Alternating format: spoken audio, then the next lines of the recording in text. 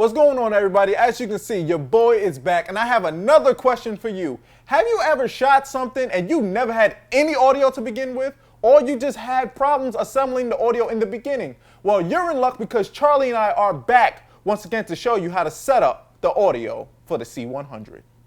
Since we have the top panel on this camera and everything, next thing you want to do is you're going to have your whole mic system here. This is what the case looks like, so everybody knows. And now you have your microphone here. Have your receiver here. And you have your transmitter. So, you're going to have your cable here. Close this case, move it off to the side here.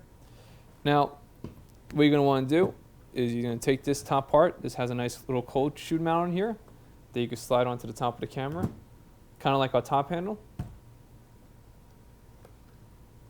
And then twist it down there. Nice and easy. Now you're going to take your pretty much your 1/4 inch to an XLR. One thing I like to do is I like to plug it in here into channel 1. You're going to see it says channel 1, channel 2. You want to make sure you go into channel 1 here. You want to make sure the 3 pins line up with the 3 pins. And there's a little space right here that's going to line up with the release button down here. You pop that on. Now, one thing I like to do so no cables hanging in front of my lens or nothing like that, I kind of like to go through this little shotgun loop. This is just something I like to do, but that's up to you, whatever you need to do. And now, this is going to get plugged into this part right here. And there's a little locking mechanism on it as well. You're going to turn that on. You're going to twist that on there. Then to turn it on, I don't know if you can see this.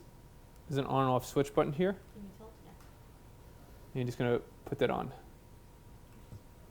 And there it goes, it turns on. So that's your on and off switch button. And turn it off, just hold it down again, and it shall go off. And you close all that up. Bam. Okay, so the next part will be your mic. Now you have your transmitter here, and it's the receiver. So what you're going to want to do is that on the transmitter here, you want to make sure, there's like a little thing that you twist around here, you want to make sure this is a little bit loose, because there's a quick release pin in here. Then when you line up with XLRs, like so, you're going to hear it click in, like so.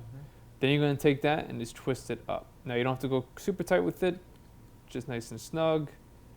And now that is on there, it's not coming off. To simply turn this on, there's an orange button right here underneath this whole system. And you're just going to simply hold that, and it's going to turn on. So now that is on. Actually, you can tell too from the red light. So now this is on here. Now, since you are plugged into your channel 1, you're going to open up this little side door here, and this is all your settings for your audio right here.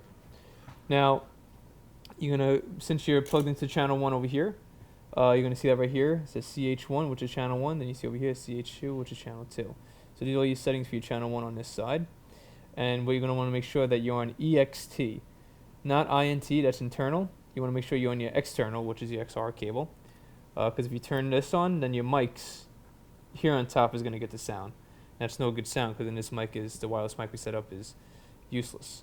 So we want to make sure it's on EXT. I'm going to turn it on there, and now we're getting now we're getting sound from the wireless mic. Now there's a couple things you could do. You can make it auto, which is A or M up here. If you make it auto here, it will try to do the best it can to hear the sound and everything, and try to auto it down. But one thing I like to do is I kind of like to leave it on manual. And then right above it, your little knobs here. Tilt this down a little bit. And you kind of see your knobs here with numbers on it. And what you could do is that you could lower it down to 0, which will make it lower. And then if you start raising it up, it's going to make it higher. I usually like to leave around 4. Or the little dash right underneath the 5 there. Because that's pretty much the sweet spot of that. And everywhere I've been using this, it seems like it's good audio, it's crystal clear, and anything in the background, I'm blowing it out. So now we have our levels going on the bottom here. As you can see, as I tap the mic here, testing 1, 2, 3, we're getting levels from channel 1 there. Now we have channel 2 set up for our nats. You can see that we're getting the sound from channel 2 that we're getting on our nats. And then obviously with our channel 1, we're getting our testing 1, 2, 3 from channel 1, which is our good audio.